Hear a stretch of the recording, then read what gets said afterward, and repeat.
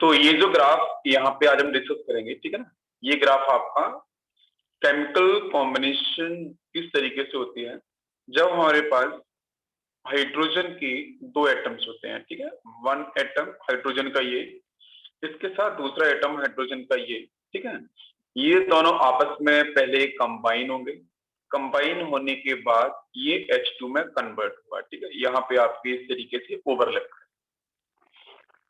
तो क्वेश्चन है कि दो अलग अलग एटम कैसे कंबाइन होते हैं, ठीक है, एनर्जी का क्या सीक्वेंस होता है, देन उसके बाद यहाँ पे रिजल्टेंट आपका ये जो मॉलिक्यूल बना है एटम से, ये इस तरीके से आपका फॉर्म होता है। तो मैं केमिकल कॉम्बिनेशन को डिस्कस करूंगा एनर्जी के बेस पे,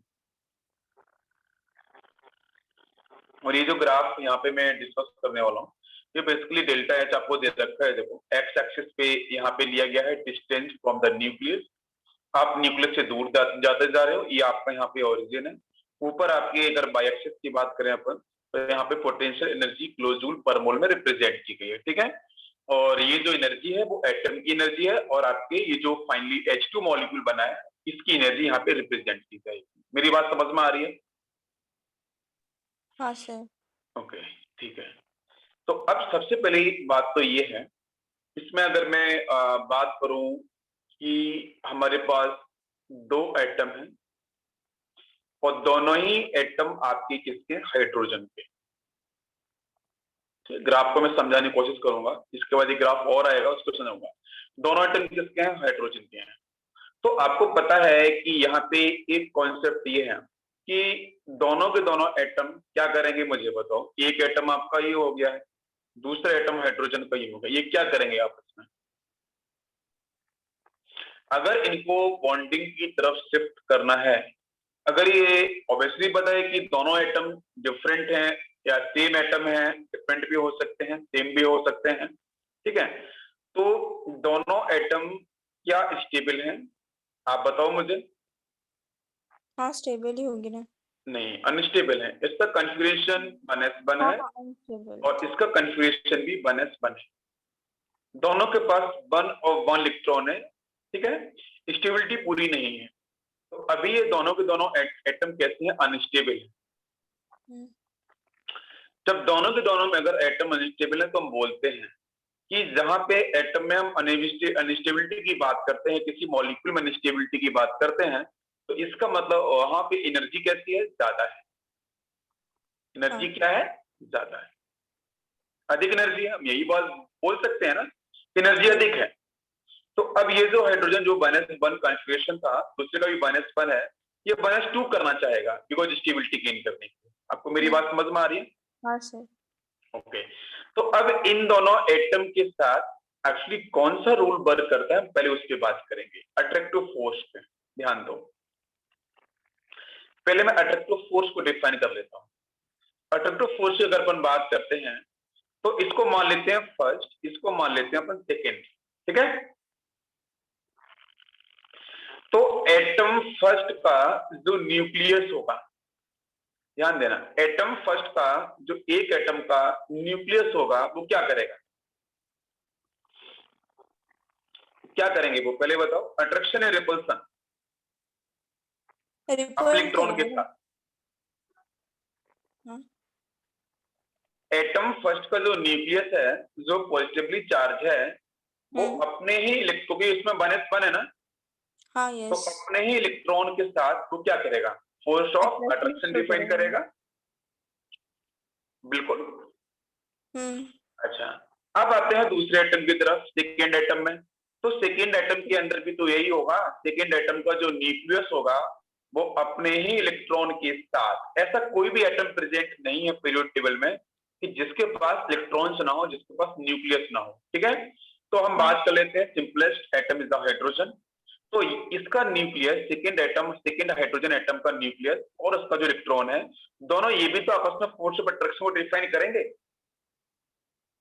बिल्कुल, बिकॉज आप अपोजिटली चार्ज है। तो पहला तो मुझे देखो फोर्स ऑफ अट्रैक्शन ये समझ में आया। अब इसके बाद एक सेकेंड टाइप का और फोर्स ऑफ अट्रैक्शन यहाँ पे आपको दिखेगा। वो कौन सा है? वो ये होगा कि जो फर्स्ट एटम था हाइड्रोजन का, उसका न्यूक्लियस क्या करें, उसका न्यूक्लियस सेकेंड एटम का जो इलेक्ट्रॉन है, बात समझना पूरी मेरी, समझ में आ हाँ जाएगा आपको एक बात, सेकेंड एटम का जो इलेक्ट्रॉन है उसके साथ क्या करेगा, फोर्स ऑफ अट्रैक्शन डिफाइन करेगा। पहले आप ये समझ लो कि जब एक हाइड्रोजन एटम है और दूसरा हाइड्रोजन एटम है, तो इन दोनों के एटम के साथ कौन कौन से फोर्स ऑफ अट्रैक्शन है और कौन कौन से फोर्स ऑफ रिपल्सन है, राइट। तो पहले तो हम बात कर रहे हैं फोर्स ऑफ अट्रैक्शन की, तो फोर्स ऑफ अट्रैक्शन कितना हो सकता है पहले उसकी बात कर लेते हैं हम लोग। तो टोटल फोर्स ऑफ अट्रैक्शन मेरे दिमाग में आ रहा है कि फर्स्ट एटम का न्यूक्लियस अपने इलेक्ट्रॉन के साथ फोर्स ऑफ अट्रैक्शन डिफाइन करेगा। सेकेंड जो एटम होगा वो अपने इलेक्ट्रॉन के साथ, सेकेंड एटम का जो न्यूक्लियस है वो अपने इलेक्ट्रॉन के साथ फोर्स ऑफ अट्रैक्शन डिफाइन करेगा। तो फर्स्ट टाइप का फोर्स ऑफ अट्रैक्शन समझ में आ गया। अब आते हैं सेकेंड टाइप। तो सेकेंड टाइप का जो फोर्स ऑफ अट्रैक्शन वो ये कहता है कि फर्स्ट एटम का जो न्यूक्लियस है वो दूसरे एटम के इलेक्ट्रॉन के साथ फोर्स ऑफ अट्रैक्शन डिफाइन करेगा। मेरी बात समझ में आ रही है? हाँ सर। इसी तरीके से जो सेकेंड एटम है, जो सेकेंड एटम है वही काम करेगा ना। सेकेंड एटम फर्स्ट एटम के इलेक्ट्रॉन के साथ क्या करेगा, फोर्स ऑफ अट्रैक्शन डिफाइन करेगा। यस। तो टोटल दो टाइप के मुझे फोर्स ऑफ अट्रैक्शन समझ में आ रहे हैं। मेरी बात क्लियर हो रही है? हाँ सर। यस। इसको मैं ऐसे रिप्रेजेंट कर लेता हूँ बहुत सिंपलेस्ट तरीके से कि जो टोटल फोर्स ऑफ अट्रैक्शन जो मुझे मिला है वो दो टाइप का है। फर्स्ट था मुझे एक एटम ए था तो उसका न्यूक्लियस और उसका इलेक्ट्रॉन ये, तो पहला इन दोनों के बीच में, और उसी के साथ सेकंड मुझे मिला एन बी, एक बी टाइप का आपका एटम। आपके दो हैं, एक एटम मान लेते हैं ए, एक एटम मान लेते हैं बी, और इसका इलेक्ट्रॉन, तो एक फोर्स ऑफ अट्रैक्शन इस टाइप का हुआ था। और सेकेंड टाइप का जो फोर्स ऑफ अट्रैक्शन हुआ था उसको भी अपन लिख लेते हैं। सेकेंड टाइप का जो फोर्स ऑफ अट्रैक्शन था वो कुछ ऐसा था कि एटम एन ए था और इलेक्ट्रॉन आपका था बी एटम का, ठीक है ना। और सेकेंड टाइप में अपन लिख सकते हैं कि एन बी और इलेक्ट्रॉन था आपके एन ए का, 1 सेकेंड, इलेक्ट्रॉन था आपका ए का, राइट। तो ये दो फोर्स ऑफ अट्रैक्शन मुझे पूरी तरीके से आपके एटम के पास समझ में आ चुके हैं। अब आते हैं रिपल्सिव फोर्स पे। अब रिपल्सिव फोर्स क्या कहता है वो भी समझ लो। तो जो रिपल्सिव फोर्स है, जो रिपल्सिव फोर्स है वो आपको कैसे दिखाई देगा। तो रिपल्सिव फोर्स जरा मुझे बताओ, रिपल्सिव फोर्स पहला टाइप कौन सा होगा। तो मैं बोल सकता हूं कि जो electrons of two atom, electron of two atoms, like हम बात कर सकते हैं ई ए और ई बी। बताओ ध्यान से। Yes sir. एक तो ये रिपल्सिव फोर्स हो सकता है कि एटम ए उसका इलेक्ट्रॉन, एटम बी उस इलेक्ट्रॉन वो आपस में रिपल्सिव फोर्स करेंगे। सब कुछ करो कंसीडर, कितना अट्रैक्टिव फोर्स कितना रिपल्सिव फोर्स, चाहे बिल्कुल कम हो, करना पड़ेगा, समझना पड़ेगा। तो एक तो ये रिपल्सिव फोर्स। दूसरा रिपल्सिव फोर्स कौन सा होगा जरा बताओ मुझे। न्यूक्लियस का, ए का न्यूक्लियस और बी का न्यूक्लियस। बिल्कुल सही। Nuclei of two atoms like N A and N B, इनके बीच में भी क्या होगा, फोर्स ऑफ रिपल्सन होगा। ये पूरी की पूरी बात आपको समझ में आ चुकी है, क्लियर है? Yes sir. ओके। अब रिपल्सिव फोर्स हमारे सामने है, अट्रैक्टिव फोर्स हमारे सामने है। अब मैं क्या करूं, तो मैं तो डिफाइन जनरली यही करता हूं कि दो एटम जब कंबाइन होते हैं, कंबाइन होने के बाद, ठीक है, ये ए है ये बी है, कंबाइन होने के बाद ओवरलैपिंग कर जाएंगे। अगर आपका यहाँ पे कोवलेंट बॉन्ड बनेगा तो ए बी टाइप का मॉलिक्यूल बन जाएगा, और जो मॉलिक्यूल बनेगा वो स्टेबल होता है, ये हम लोग पढ़ते हैं क्योंकि बॉन्डिंग हो चुकी है। और ये दोनों कैसे हैं, अनस्टेबल। तो मेरा सेंस क्या कहता है, मेरा सेंस या केमिस्ट्री का सेंस, साइंस का सेंस ये कहता है कि जो चीज स्टेबल है उसकी एनर्जी कैसी होगी बताओ, कम होगी। और जो अनस्टेबल है उसकी एनर्जी क्या होगी, मैक्स। उसकी एनर्जी क्या होगी, ज्यादा होगी। यस। अब क्वेश्चन है कि अगर उसकी एनर्जी ज्यादा है, तो मैंने अभी देखा था कि चाहे ए बी एटम हो चाहे मॉलिक्यूल हो ए बी टाइप, तो इनमें अट्रैक्टिव फोर्स भी है और रिपल्सिव फोर्स भी है। अगर एनर्जी ज्यादा है तो इसका मतलब मुझे ये समझ में आया, अगर एनर्जी ज्यादा है तो यहाँ पे फोर्स ऑफ रिपल्सन क्या होगा, एटम के साथ ज्यादा होना चाहिए। हाँ हाँ। As compare to force of attraction. Yes. और सेकंड वाले केस में अगर एनर्जी कम हो रही है तो इसका मतलब मेरा समझ में ये आ रहा है कि यहाँ फोर्स पे ऑफ फोर्स ऑफ अट्रैक्शन ज्यादा अट्रैक्शन हो की रहा है वैल्यू ज्यादा है फोर्स ऑफ रिपल्शन से। रिपल्सन से। बिल्कुल सही। ये पूरी की पूरी थ्योरी आपको बिल्कुल अच्छे समझ में आनी चाहिए कि किस तरीके से कहाँ पे फोर्स ऑफ अट्रैक्शन ज्यादा हो सकता है और कौन कौन से फोर्स ऑफ अट्रैक्शन है, उसके हम लोग देखो डिस्कशन करते हैं। ये बात मुझे समझ में आई कि सीन कुछ ऐसा होना चाहिए, तो उसको मैं ग्राफिकल जो ग्राफ यहाँ पे दे रखा है उसके बेस हम समझने की कोशिश करेंगे कि ये आंसर इस तरीके से बनेगा और क्या होगा। ठीक है। अच्छा, हाँ। अब चलो, अब मैं मान के चलता हूं कि यहाँ पे ये नेगेटिव चार्ज इलेक्ट्रॉन था, ये आपके न्यूक्लियस थे, एक एटम का इलेक्ट्रॉन यहाँ पे नेगेटिव चार्ज मैं कुछ इस तरीके से भी ड्रॉ कर सकता हूँ। तो इन दोनों के बीच में सर फोर्स ऑफ अट्रैक्शन होगा, इन दोनों के बीच में भी फोर्स ऑफ अट्रैक्शन होगा, इन दोनों के बीच में भी फोर्स ऑफ अट्रैक्शन होगा और यहाँ भी फोर्स ऑफ अट्रैक्शन होगा। क्या आपको मेरी बात समझ में आ रही है? Yes sir. यस। हम इसको ऐसे बोल सकते हैं ना, ये पूरा एक है और ये पूरा आपका एक है। ये इसको हम ए मान लेते हैं, इसको मैं बी मान लेता हूँ। क्लियर है? उसका एटम, उसी का इलेक्ट्रॉन, कहाँ कहाँ पे फोर्स ऑफ अट्रैक्शन है, कहाँ कहाँ पे फोर्स ऑफ रिपल्सन। तो अभी एक क्वेश्चन है कि यहाँ पे ओल्ड फोर्स कौन कौन से, जल्दी बताओ मुझे। ओल्ड फोर्स कौन से और न्यू फोर्स कौन से जनरेट होंगे? बताओ, ध्यान से देख के बताओ मुझे। ओल्ड फोर्स तो विद इन दैट एटम होंगे, मतलब ए के पास में पॉजिटिव और नेगेटिव, बी का पॉजिटिव और नेगेटिव, और न्यू फॉर्म होगा तो ए कि एक जो, हाँ बिल्कुल, एक जो एटम है उस एटम का न्यूक्लियस और उसी एटम का इलेक्ट्रॉन के बीच में जो फोर्स ऑफ अट्रैक्शन है वो कौन सा फोर्स है? Old force. ओल्ड होगा। राइट, ओल्ड फोर्स है ना।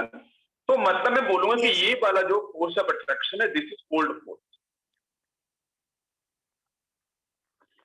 और ये वाला फोर्स है, ये बी एटम के साथ, बी एटम का इलेक्ट्रॉन, बी एटम का न्यूक्लियस, ये भी क्या है? Old force.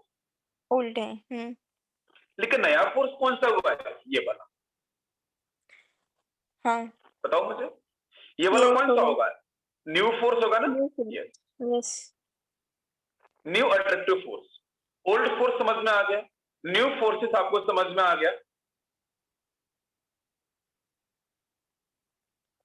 अब इसके साथ आपका रिपल्सिव फोर्स भी तो होगा। न्यू फोर्स का मतलब ये है कि जो ए एटम था उसका न्यूक्लियस के साथ दूसरे एटम के इलेक्ट्रॉन का फोर्स ऑफ अट्रैक्शन ना। यस। अगर वो ज्यादा होगा तो ही तो मॉलिक्यूल बनेगा। मेरी बात समझ में आ रही है? हाँ सर। ये तो अट्रैक्टिव फोर्स की कहानी हो गई ना। This is a sequence for the attractive force. अब आते हैं अपन रिपल्सिव फोर्स पे। तो जैसे मान लेते हैं कि यहाँ पे एक इलेक्ट्रॉन है आपका ई ए, ऐसे हम मान लेते हैं, ठीक है। और यहाँ पे मान लेते हैं कि ये इलेक्ट्रॉन आपका है ई बी, ठीक है। और इसको मैं इससे ज्वाइन कर देता हूँ और रिपल्सिव फोर्स को समझते हैं जरा। यहाँ पे आपका ये पॉजिटिव चार्ज है, ये मान लेते हैं हम लोग आपका हाइड्रोजन जो है वो आपका बी, या वही जो एटम है उसको ऐसा मान लेते हैं। और एक यहाँ पे आपका ये पॉजिटिव चार्ज, ये आपका हो गया है एच ए। ठीक, समझो ध्यान से। तो रिपल्सिव फोर्स आपको समझ में आएगा यहाँ पे कि रिपल्सिव फोर्स क्या है, कि एक एटम में था उसका न्यूक्लियस, दूसरे एटम का ये न्यूक्लियस, और उसके बाद एक एटम, ए एटम का इलेक्ट्रॉन ये, दूसरे एटम का इलेक्ट्रॉन ये। तो ये मैंने यहाँ पे रिप्रेजेंट किया रिपल्सिव फोर्स। अट्रैक्टिव फोर्स समझ में आ गया, रिपल्सिव फोर्स समझ में आ गया एटम्स के बीच में। Yes sir. क्लियर हो गया यहाँ तक? ओके। तो अब यहाँ पे पूरा का पूरा अगर ये प्रोसेस हो गया है तो एक्सपेरिमेंटली ये पाया गया कि जो magnitude of new attractive force आ रहा था वो ज्यादा आ रहा था, किससे कंपैरिजन में? न्यू रिपल्सिव फोर्स से कंपेयर। मेरी बात समझ में आपको आ रही है? हाँ सर। एक्सपेरिमेंटली ये पाया गया कि जो न्यू अट्रैक्टिव फोर्स था, न्यू जो फोर्स ऑफ अट्रैक्शन था उसका मैग्नीट्यूड ज्यादा आ रहा था न्यू रिपल्सिव फोर्स से। ये एक्सपेरिमेंटली निकाला गया पूरा का पूरा। मैं यहाँ पे समझने की कोशिश कर रहा हूँ अट्रैक्टिव फोर्स कौन सा हो सकता है, रिपल्सिव फोर्स कौन कौन सा हो सकता है, लेकिन यहाँ पे हम एक्सपेरिमेंट तो कर नहीं सकते हैं, पर डाटा को समझ सकते हैं। एक्सपेरिमेंटली ये पाया गया कि न्यू अट्रैक्टिव फोर्स की वैल्यू ज्यादा है आपकी न्यू रिपल्सिव फोर्स से। तो रिजल्ट क्या होगा? रिजल्ट ये होगा कि अगर नया अट्रैक्टिव फोर्स ज्यादा हुआ तो मॉलिक्यूल जो एटम्स हैं वो एक दूसरे के क्लोज आने के लिए मूव करेंगे। बताओ मुझे, हाँ करेंगे ना।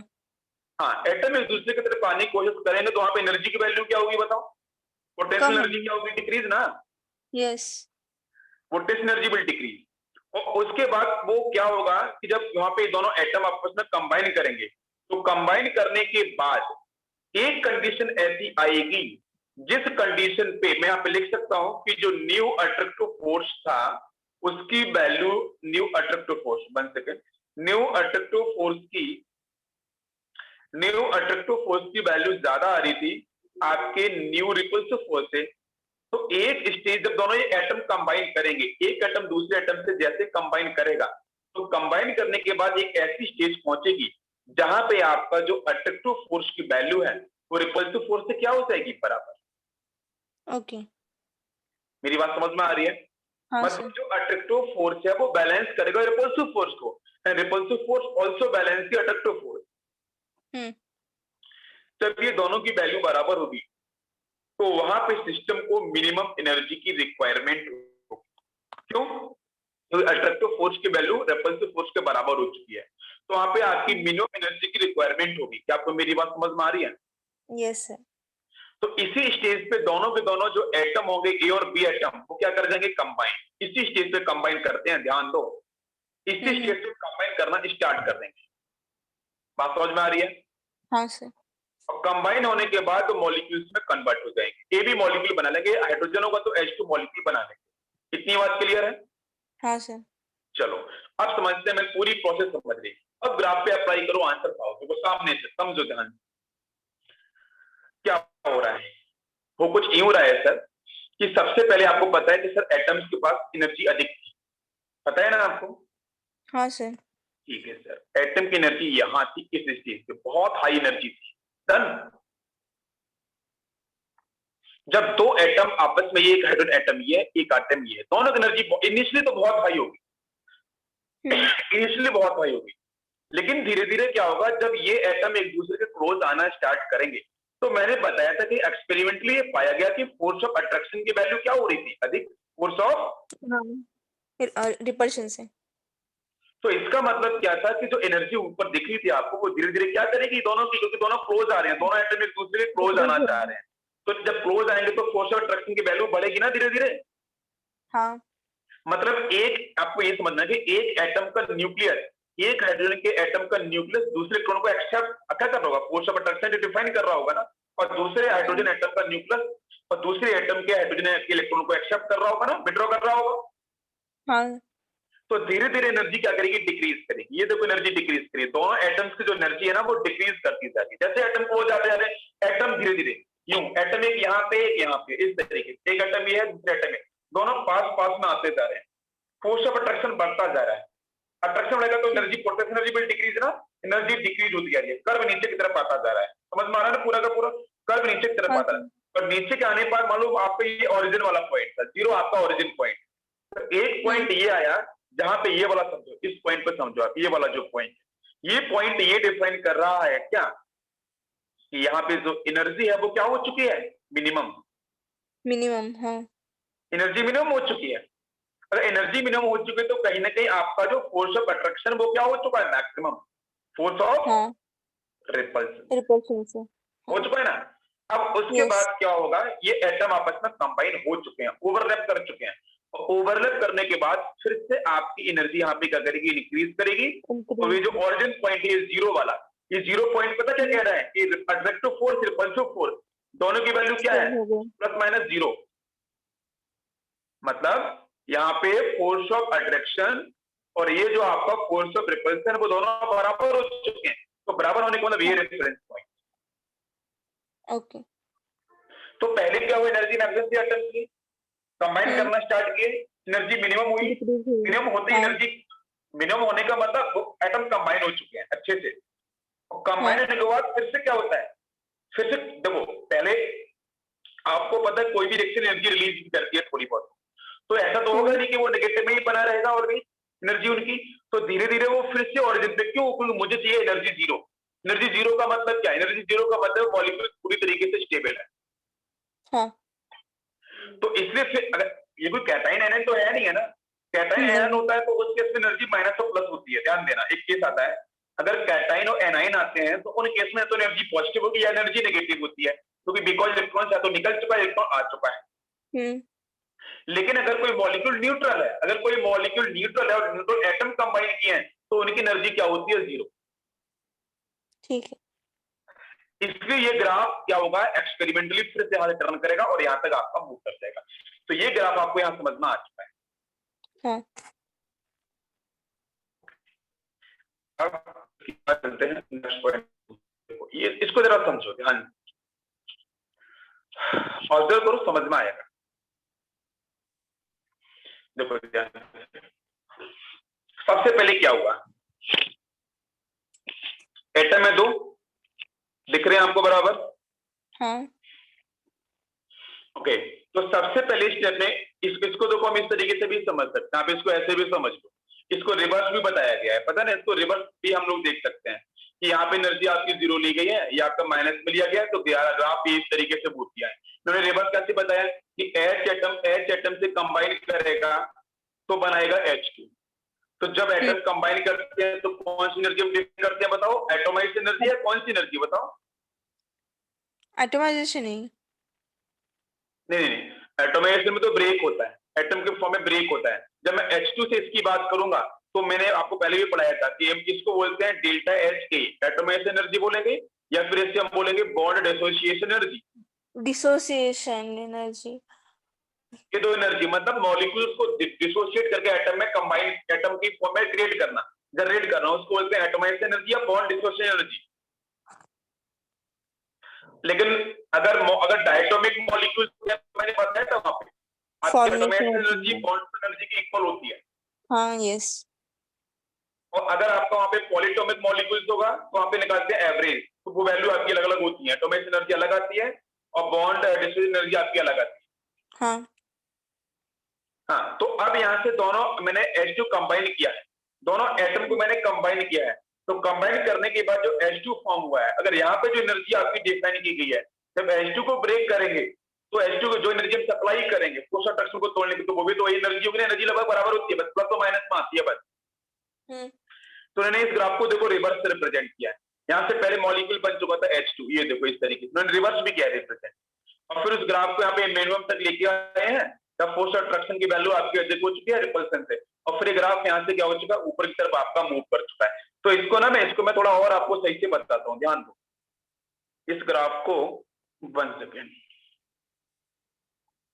थोड़ा सा मैं आपको और बेटर बताता हूँ।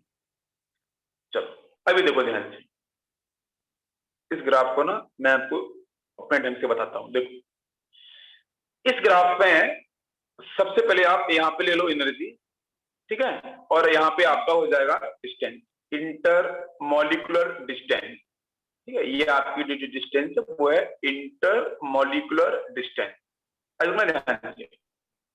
रेफरेंस है 0, ठीक है, यहाँ पे एनर्जी हम मान लेते हैं जो भी आपके नेगेटिव पॉजिटिव है, नेगेटिव में आपको एनर्जी यहाँ पे डिफाइन की जाएगी, ध्यान से देखना भी क्या है। ये ग्राफ क्या होगा, इस तरीके से आएगा, देन यहाँ पे इस तरीके से मूव कर जाएगा। ये ग्राफ भी ऐसा होता है, ध्यान रखना आपको, ठीक है।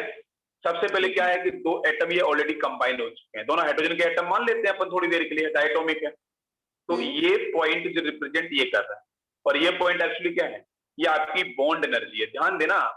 अरे भाई ऊपर मॉलिक्यूल है कि नहीं? हाँ।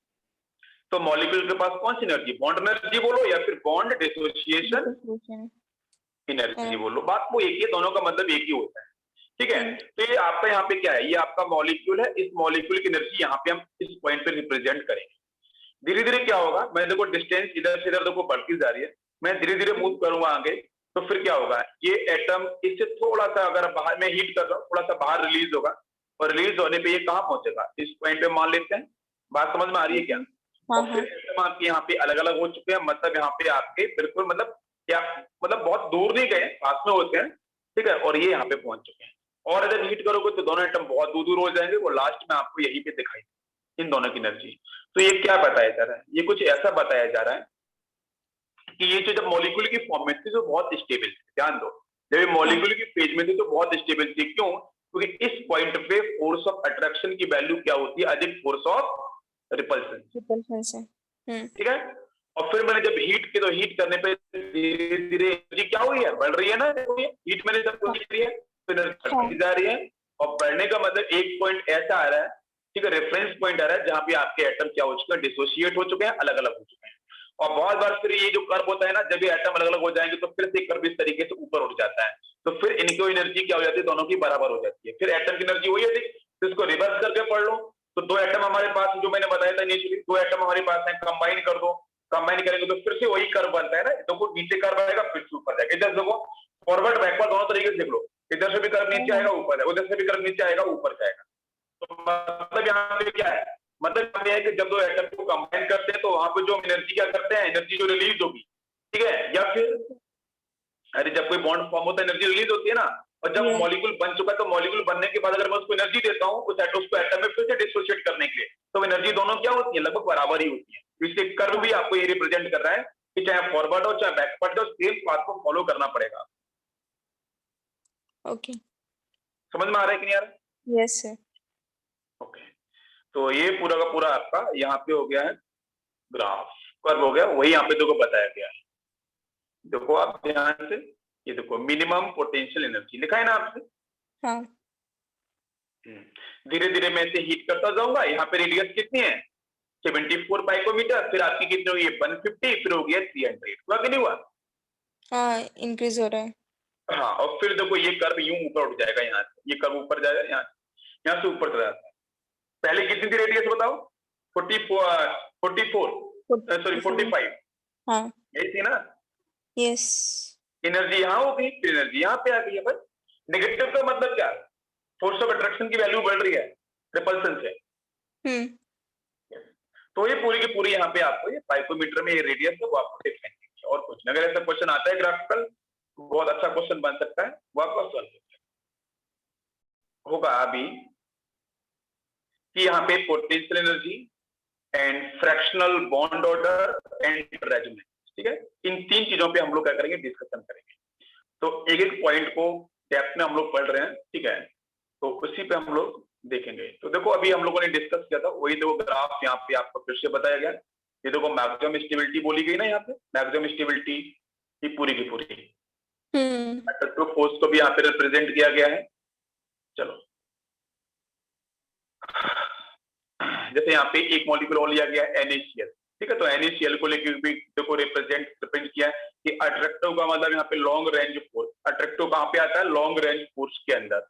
रिपल्सिव फोर्स आते हैं शॉर्ट रेंज फोर्स के अंदर। इसलिए जब मैंने बोला था ना कि मैग्नीट्यूड क्या हो रहा था, एक्सपेरिमेंटली पाया गया कि जो न्यू अट्रैक्टिव फोर्स था उसका मैग्नीट्यूड क्या आ रहा था, ज्यादा आ रहा था किससे, न्यू रिपल्सिव फोर्स।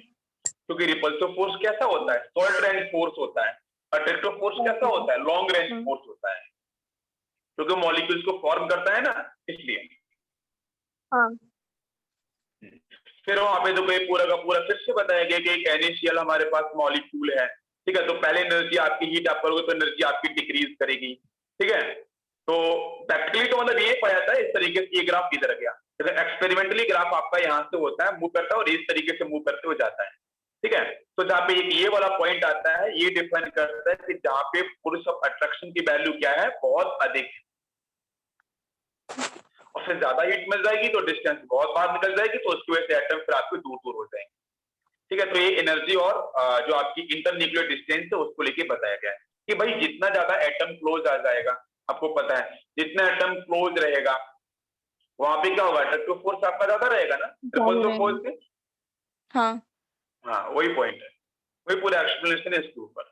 अगर कोई बोलता है कि आपका जो अट्रैक्टिव फोर्स है वो अधिक हो रहा है रिपल्सिव फोर्स से, तो उसका आंसर तो बहुत ही क्लियर है, क्योंकि अट्रैक्टिव फोर्स कैसा है, लॉन्ग रेंज फोर्स रहता है, बस वही आपको ध्यान देना है। अब इसके बाद हम लोग बात करेंगे बॉन्ड ऑर्डर की तरफ, ठीक है। अच्छा, एक चीज मैं पूछता हूँ आपसे कि जो आपका आपने बैलेंस बॉन्ड थ्योरी पढ़ी है, आपको पता होगी अच्छे से? यस। तो उसको एक्सप्लेन करने की आई थिंक जरूरत नहीं है, नहीं। PPT, ठीक है। तो balance bond theory is given by, answer करो मुझे।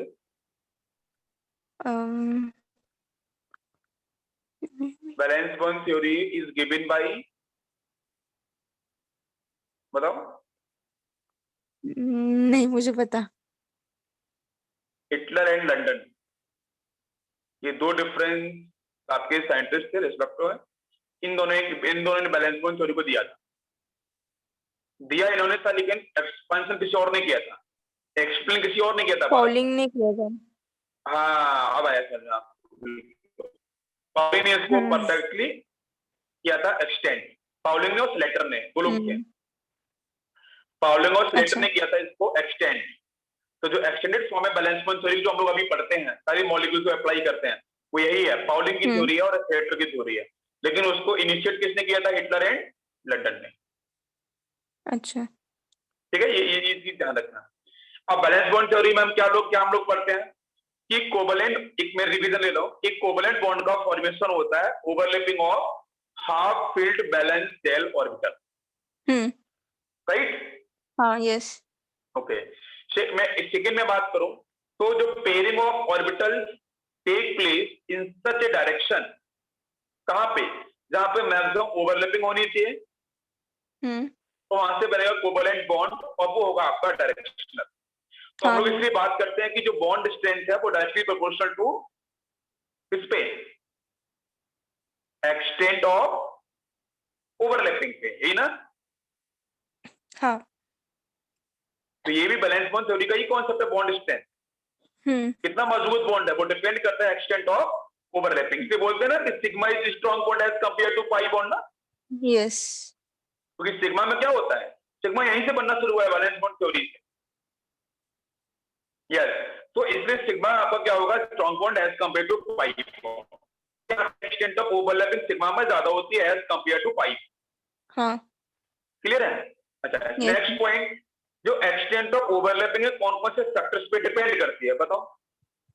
जो एक्सटेंट ऑफ ओवरलैपिंग या percentage of overlapping of orbital, जो एक्सटेंट या परसेंटेज ऑफ जो ओवरलैपिंग है वो कौन कौन से फैक्टर्स पे डिपेंड करती है? स्टेटमेंट वाइज क्वेश्चन आ सकता है, बताओ कौन कौन से फैक्टर्स पे डिपेंड करेगी? एक तो डिपेंड करेगी नेचर ऑफ ऑर्बिटल पे, ठीक, करेगी ना? हाँ, नेचर ऑफ ऑर्बिटल मतलब डायरेक्शन के बारे में बात करते थे, पी ऑर्बिटल की बात करूं, डी की बात करूं, एफ की बात करूं, ये सब कैसे होते हैं? डायरेक्शनल ना, इनका डायरेक्शन होता है ना, P x P Z, x by D by Z, x पर वाई सब होते हैं ना, ये डायरेक्शनल होते हैं। ये डायरेक्शनल है तो ये क्या करेंगे? मैक्सिमम ओवरलैपिंग ना, यस, ये सब मैक्सिमम ओवरलैपिंग करते हैं बिकॉज ये डायरेक्शनल होते हैं। दूसरे अगर मैं बात करूं यहाँ पे जो बचा हुआ है, कौन सा बचा हुआ है? एस ना। हाँ, यस, तो एस वो कैसा नॉन होता है? डायरेक्शनल नॉन होता है। डायरेक्शनल होता है ना, स्फेरिकल शेप का कोई डायरेक्शन नहीं होता उसका। इसलिए एस ऑर्बिटल है वो करता है मिनिमम ओवरलैपिंग। क्या करता है? Minimum overlapping. मिनिमम ओवरलैपिंग, ध्यान रखना, मिनिमम ओवरलैपिंग तो वो होता है नॉन डायरेक्शनल। सेकेंड फैक्टर कौन सा होगा? सेकेंड फैक्टर साइज, साइज नहीं होगा सेकेंड फैक्टर इसमें, ठीक है। सेकेंड फैक्टर कौन सा होगा? फर्स्ट फैक्टर तो बता दिया मैंने, सेकेंड फैक्टर साइज नहीं, नेचर ऑफ ओवरलैपिंग। पहला फैक्टर क्या था? फर्स्ट था extent of overlapping. Second factor क्या होगा? सेकेंड फैक्टर होगा नेचर ऑफ ओवरलैपिंग। अब नेचर ऑफ ओवरलैपिंग में क्या होगा बताओ? दो टाइप की ओवरलैपिंग होती है, कोएक्सियल और कोलैटरल। हाँ, वो साइड बाय जो होते हैं ना, साइड बाय जो हेड टू हेड, हाँ, हेड टू हेड को बोलते हैं कोएक्सियल और साइड बाय को बोलते हैं कोलैटरल। ठीक, हाँ, तो जब आपकी हेड टू हेड ओवरलैपिंग होती है, जिसको बहुत सारी बुक में कोएक्सियल बोला गया है, क्या बोला गया है? कोएक्सियल। तो यहाँ पे ओवरलैपिंग अधिक होती है, ध्यान देना, मोर ओवरलैपिंग, मोर ओवरलैपिंग। स्टेटमेंट क्वेश्चन आ सकता है, जैसे ये पी हो गया, दूसरा पी में इधर से लेके आया, तो देखो यहाँ पे क्या हो रहा है, एक तो पी आपका ये आया इस तरीके से ना, और दूसरा पी है, तो बीच में ये वाला ओवरलैपिंग दिख रहा है ना। ये दोनों के दोनों कैसे हैं? डायरेक्शनल होते हैं। अरे भाई ये भी आपका पी एक्स दिख रहा है, तो ये भी पी एक्स दिख रहा है, यस, दोनों का डायरेक्शन सेम है कि नहीं? हाँ, तो मतलब हेड टू हेड ओवरलैपिंग है। अगर आपके हेड टू हेड ओवरलैपिंग है तो मतलब यहाँ पे ओवरलैपिंग ज्यादा होगी, फिर कोलेटरल की बात करूं, कोलेटरल की सुनाता हूँ। कोलेटरल में क्या होगा कि एक पी ये होगा और दूसरा पी ऐसे बना लेते हैं, यहाँ पे बना लिया, समझ में आया कि नहीं? हाँ ये वाला मान लेते हैं पी बाई में है, ये वाला भी पी बाई में है, दोनों में तो ठीक। भाई साइड में जो ओवरलैपिंग हो रही है, अरे हो रही है कि नहीं हो रही है? बट ये यस ओवरलैपिंग क्या है? या भी कोलेटरल ओवरलैपिंग है, या फिर इसे बोल सकते हैं हम साइड वाइज ओवरलैपिंग। तो साइड वाइज ओवरलैपिंग हमेशा कैसी होती है? लेस। यस तो मैं बोल सकता हूं कि यहां जो बॉन्ड बनेगा वो स्ट्रॉन्ग बॉन्ड होगा, बताओ। और यहां जो बॉन्ड बनेगा वो कैसा होगा? Weak bond. या तो दोनों पी ना। कंपैरेटिवली यस हाँ, तो फिर ध्यान रखना पड़ेगा, छोटी छोटी बातें ध्यान रखना कि कहाँ पे स्ट्रॉन्ग, कहाँ पे वीक। ठीक है। क्लियर है ना ये पॉइंट? हाँ सर। ओके। इसके बाद कोएक्सियल, कोलेटरल वगैरह तो आपको पता होगा, और उसका जो सीक्वेंस होता है वो क्या रहता है, बताओ मुझे जरा। सबसे अधिक किसका होगा? पी के साथ पी, फिर हाँ एस पी के एस साथ पी, फिर एस के साथ एस एस। मैं बात कर रहा हूँ कोलेटरल की, फिर पी के साथ लास्ट में पी। लेकिन ये तीनों के तीनों क्या करते हैं? कोएक्सियल, कोएक्सियल वाले पहले आते हैं ना, यस क्योंकि यहाँ ओवरलैपिंग ज्यादा होती है, मैंने बताया था। और यहाँ पे ये वाला सीक्वेंस क्या? कोलेटरल।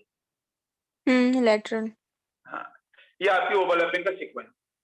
बाकी मॉलिक्यूल्स आपको बनाने आते होंगे। पी हाँ पाई डी पाई बॉन्डिंग, पी पाई डी पाई बॉन्डिंग आती है आपको? हाँ सर। ठीक है, इस तरीके से होगी। ये आपका मान लेते हैं डीएक्स पाई है, ठीक ठीक है, और यहाँ पे आपका ये हो गया है पी बाई। ठीक दोनों को हाँ ओवरलैप ठीक कराओ, है। मतलब इसकी ओवरलैपिंग इसके साथ, इसकी ओवरलैपिंग इसके साथ। क्या ये सही बनाया मैंने? अ, नहीं मैंने मैंने बना दिया, और बनाने के बाद मैं पूछ रहा हूँ ये सही बनाया मैंने? नहीं लग तो नहीं रहा है। तो फिर बताओ सही क्या होगा? ओवरलैपिंग यही होगी क्या? मैं रिजल्टेंट बनाऊं क्या? बताना ये सही है गलत है। क्या बोला सर आपने? ये बताओ ये सही है कि गलत है, जो रिजल्टेंट बनाया मैंने इन दोनों की ओवरलैपिंग से? सर ऐसा नहीं होता। तो कैसा होगा?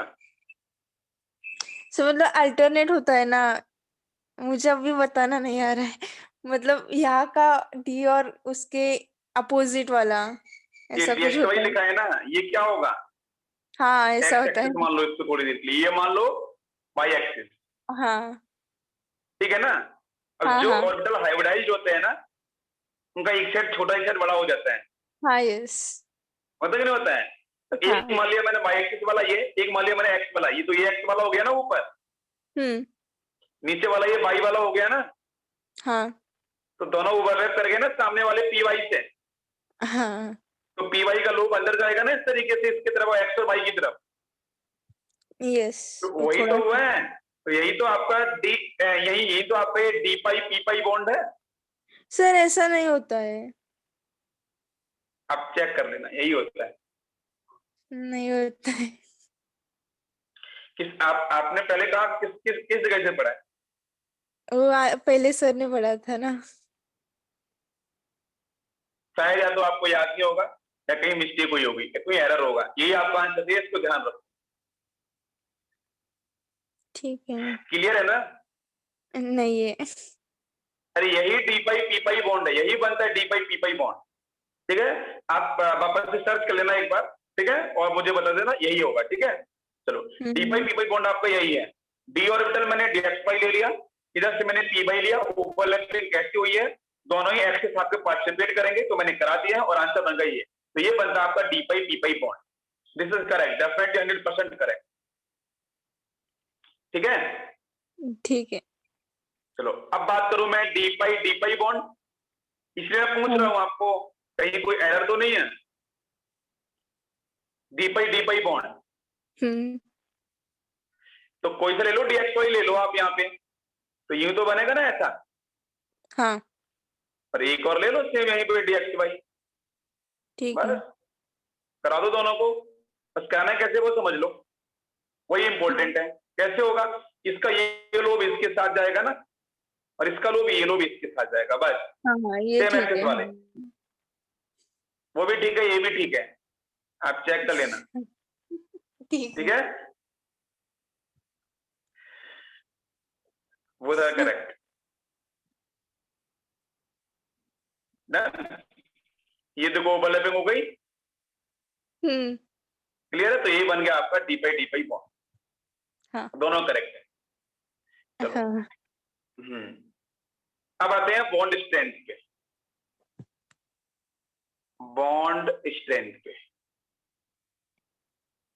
चैप्टर डेफिनेटली बड़ा चैप्टर है, इसमें बहुत सारी चीजें आती हैं, सारी की सारी चीजें यही देखने को मिलती हैं, अगर सही से पढ़ो तो। नहीं पढ़ो तो कुछ दिक्कत नहीं है। बॉन्ड स्ट्रेंथ की बात करते हो, किस पे डिपेंड करता है बताओ? पहला point, bond strength directly proportional to extent of overlapping.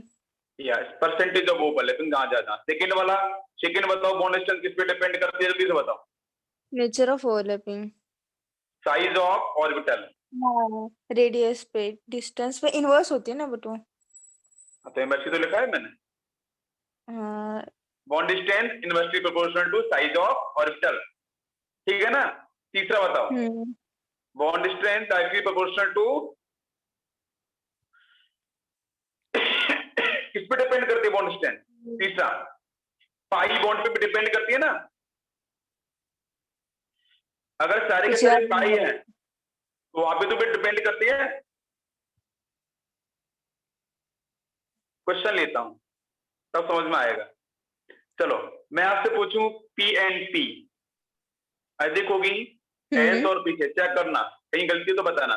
S और एस, फिर कौन सा आएगा? P and P. ये सारे के सारे कौन से हैं? कोएक्सियल होंगे ना। हाँ। और ये वाला कौन सा लिखूं मैं? कोलैटरल। कोलैटरल।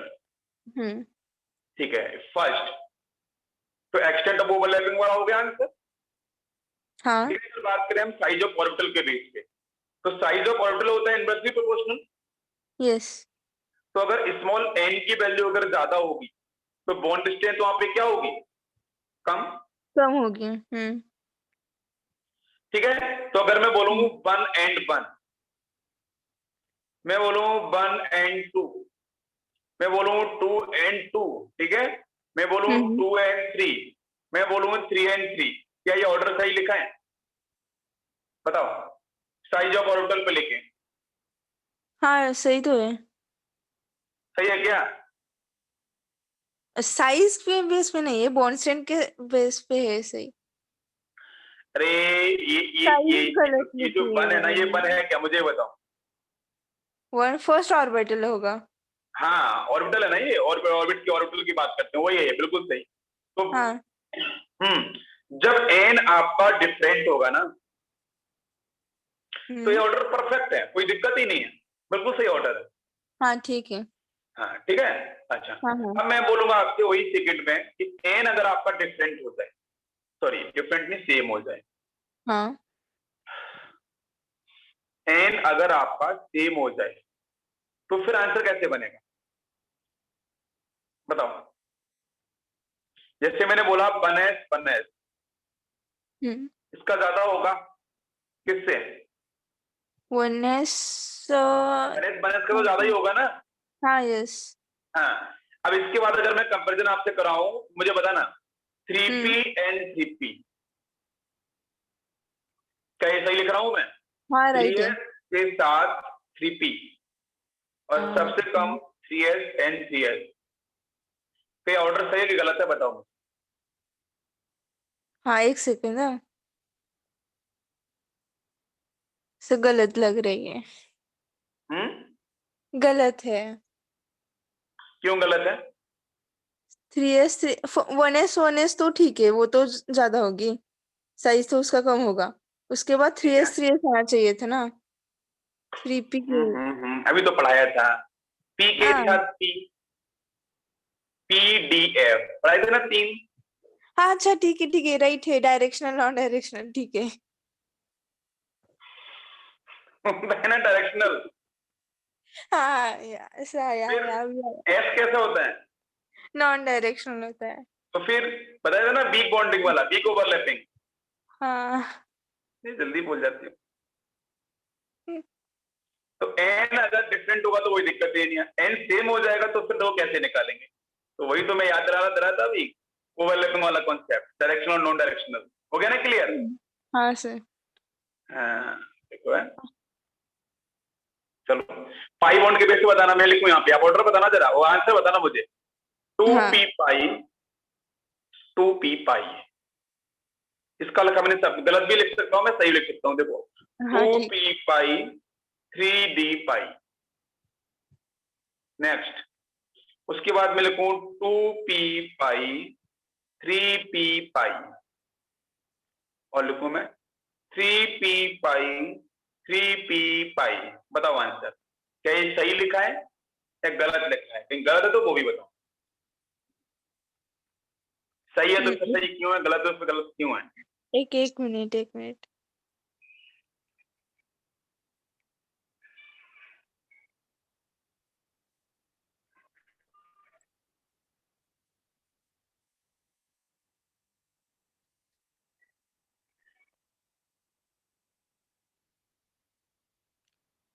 आया क्या आंसर?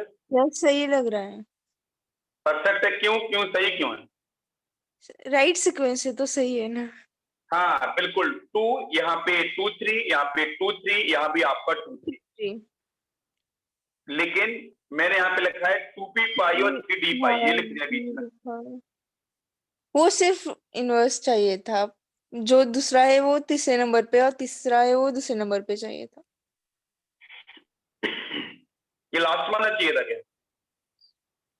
नहीं, लास्ट, पहला और लास्ट तो ठीक है, वो सही है, दूसरा और ठीक तीसरा है, सिर्फ वाइस वर्सा चाहिए था। ये वाला करेक्ट है, ठीक है, फिर क्या चेंज होना चाहिए? फिर 2p पाए और 3p पाए चाहिए था। फिर ये वाला आना चाहिए था। हाँ। मतलब फर्स्ट ये हो गया है, सेकंड ये आना चाहिए था, और थर्ड फिर हम्म। ये आना चाहिए था, और फोर्थ ये आना चाहिए था। नहीं, तो इसमें डी आ गया ना, डी वाला है इसलिए। अरे नहीं, मैंने ऐसे कहा हम्म, फर्स्ट सेकंड तो ठीक है और थर्ड फोर्थ वाइस वर्सा कीजिए। फोर्थ वाला तो थोड़ा सही फोर, है। फर्स्ट और सेकंड, एक सेकंड मेरा ये लिखती हूँ यहाँ पे। ये सही है सर, एक सेकंड। ये पहले वाला सही है, दूसरा हाँ वाला भी सही फर्स्ट। है, तीसरे वाला भी सही है, और चौथा वाला भी सही है। हाँ, नहीं सर, एक सेकंड, मुझे लिखना नहीं आ रहा है अब। फर्स्ट तो ठीक है। हाँ हाँ।